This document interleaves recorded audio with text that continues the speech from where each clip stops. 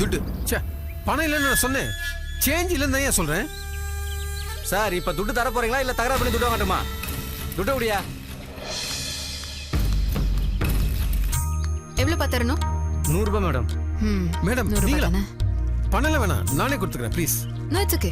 யோ அதான் மேடம் பணம் தரேன்னு சொல்றாங்கல்ல, நீயும் தர மாட்டேங்கிற, தரேன்னு சொல்றவங்க தடுக்கிற. ரொம்ப தேங்க்ஸ்மா. யோ இனிமேலாவது சிரியோட வா.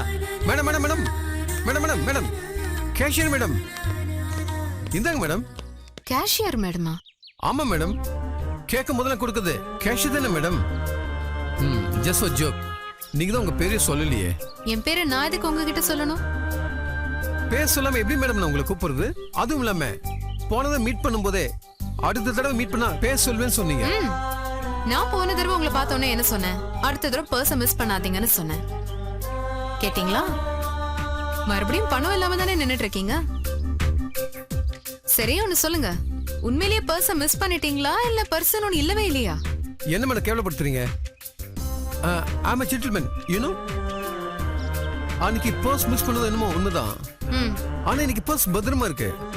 பட் சேஞ்ச் தான் இல்ல. அதுக்கு நீங்க பர்ஸ் இல்லாமலே வந்திருக்கலாம் சார். ஐயோ சேஞ்ச் இல்லைன்னு சொன்னது 500 நோட்டா இருக்குன்னு அர்த்தம். மேடம் இந்தாங்க, நீங்க கொடுத்த 1000 ரூபாய் ரிட்டர்ன் வித் தேங்க்ஸ். ஓகே. இப்போ ஆட்டோ கொடுத்ததை அடுத்த மீட்ல தரேன். ஓகே. அடுத்த தடவை தரேன் இவ்வளவு கான்ஃபிடென்ட்டா சொல்றீங்க.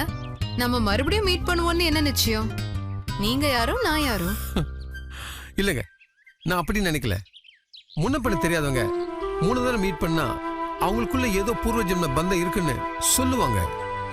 நமக்குள்ள அப்படி ஏதோ இருக்குன்னு எனக்கு தோணுது. ஹே, நீங்க ஓவரா பேசி லிமிட்ஸ் கிராஸ் பண்றீங்க.